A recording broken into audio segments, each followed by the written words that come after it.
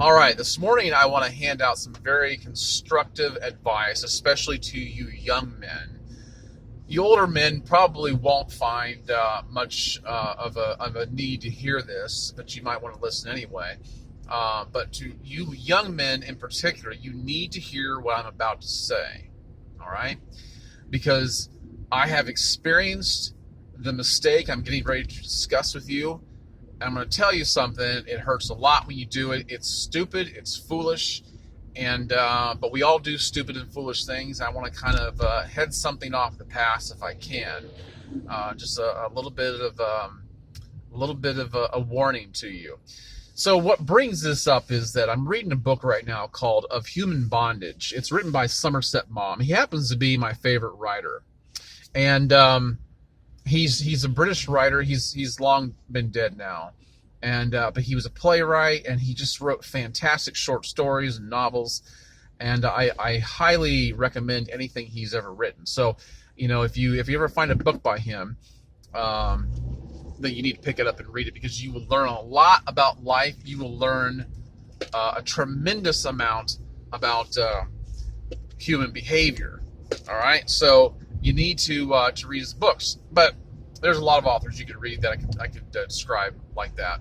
But this book is called Of Human Bondage, and basically, and I'm not going to give the whole thing away, all right?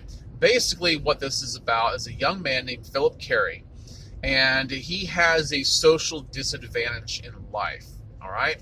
He was born with a club foot, and this is probably back in the early 1900s, I'm going to guess, late 1800s, but it doesn't exactly say, but I'm going to guess early 1900s. And his father was a doctor, but I think his father died before he was born or something like that, or very early on, maybe in his formative years. His mother died when he was 8 years old, so he was sent to go live with his aunt and uncle, which was not necessarily, it wasn't a real nurturing environment. And then they tried to pave his way for him, and they wanted him to become a minister, and he didn't want to do that. And he tried to please them, but he couldn't do it. He tried to acclimate himself to the other students in school, but they would pick on him because of his handicap. He would be physically assaulted, mocked, and so on and so forth. So this really shaped the person that he was. He would either become resentful and hardened, or he would take on an adoptive people-pleasing aspect. And this is very common for people to do this in his position. In real life. Everything you're reading about this is very real. So anyway, this obviously gives him a social disadvantage, with everybody. It gives him a disadvantage in sports. He can't really play. He has a hard time walking long distances, keeping pace with people who are walking fast. And then they don't really want to be associated with him necessarily. He's a likable guy, but with all the options that are out there, he's not their first choice for a lot of things. And he also has a disadvantage in romance. Not as much as he thinks, but it's an impediment even to himself. He decides to leave home and go to art school in Paris against his aunt and uncle's wishes. He goes anyway. He goes for several years, and he has a romance while he's there. And he feels lucky that he was. It kind of surprises him. He moves back to England, and he goes to a diner with one of his friends, and he meets a waitress who is of a lower class than he is. And class is in the social strata means something to these people. So he meets this waitress. He's really indifferent to her. She's kind of caught the attention of his friend, but his friend just kind of, he eventually loses interest in the waitress, and the waitress starts to show a little bit of an interest in Philip. And Philip, he thinks this is great. He didn't see this coming. He wasn't really interested in her until she showed a little bit of interest. And so then he finds himself going back to the restaurant, to the diner every day for tea or for whatever he's gonna eat. and she throws him a bone every once in a while. But for the most part, she's absolutely aloof to him. Okay, this is important to remember. She's aloof to him. She's indifferent. She blows him off. She won't pay attention to him. Then every once in a while, she'll show him a little bit of attention. Now, because his self-esteem is low, and because he sees himself in a certain way, he becomes addicted to this. He becomes addicted to this kind of interaction with her, and he sees her as a prize in a contest. And if he can just get her attention, he even says she's physically unattractive to him. She's small-breasted. She's very skinny. She's not particularly good-looking. But because of the way she treats him, it's a challenge for him to get her.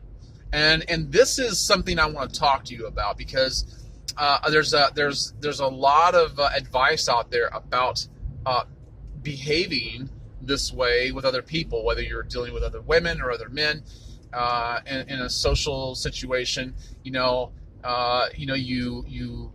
move in, you pull back, you move in, you pull back, and it's I can't remember what they call that. It's some kind of vacuum effect. You suck people into your world by not being easy. But the problem is that there's such an imbalance.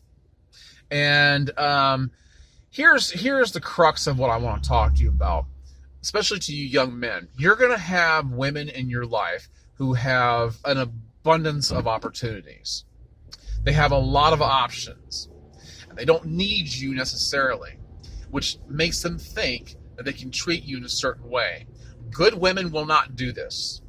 Good women will treat everybody with kindness and congeniality, but there are women out there that you are not thinking about in the right way, that you are looking at them as a challenge because they are pulling away from you and they're doing it way too much. And if you could only stroke your ego by landing them, by snagging whatever it is you think they had to offer, which really isn't much, believe it or not. And you got to be careful with these kind of women. You can't let yourself get too drawn in. And I'm here. The older I get, the more I realize if it doesn't come naturally easy, it's not for you. If there's not a reciprocal interest and a qualified and an equal give and take in your interaction with another woman, you need to drop her. And what's worse is that he had some very good male friends and he respected. And he would talk about one of his male friends to this girl. Her name was Mildred, by the way. He would talk about his friend to Mildred and say, he's such a good friend, he's a good guy and all this. I really want you to meet him.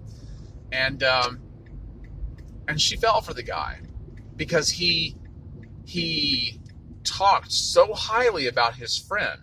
He actually oversold his friend.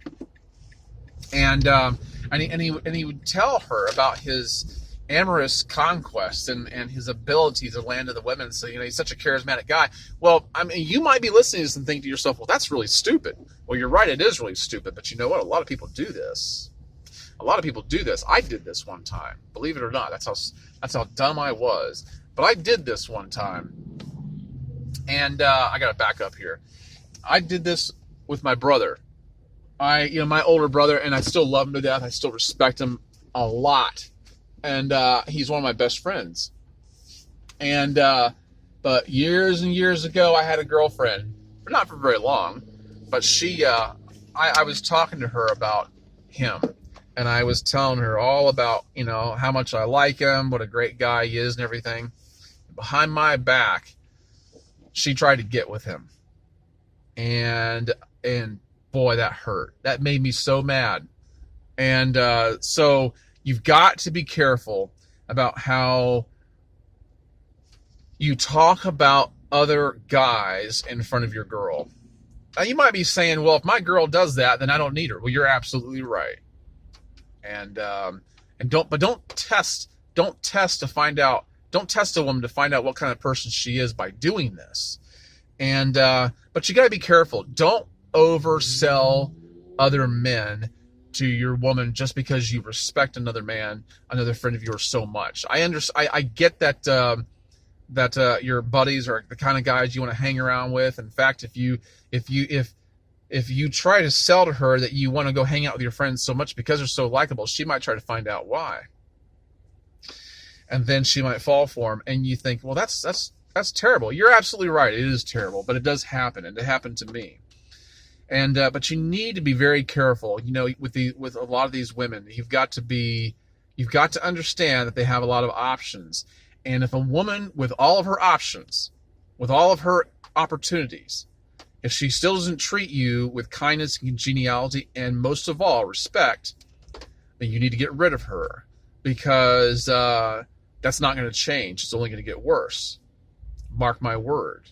Mark my word. And this is a good thing, actually, about reading literature.